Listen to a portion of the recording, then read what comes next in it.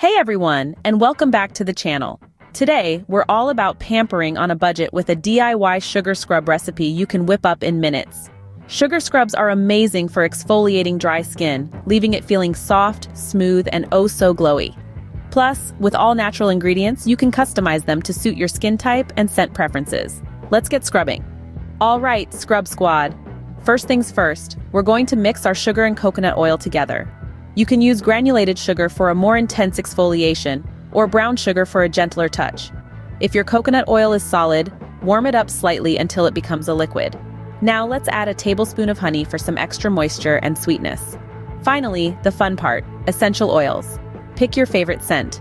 Lavender is great for relaxation, citrus is uplifting, or you can choose something invigorating like peppermint.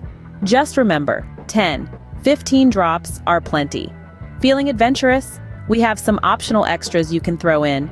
Dried herbs for a calming scent, ground oatmeal for extra gentle exfoliation, or even a touch of food coloring for a fun pop.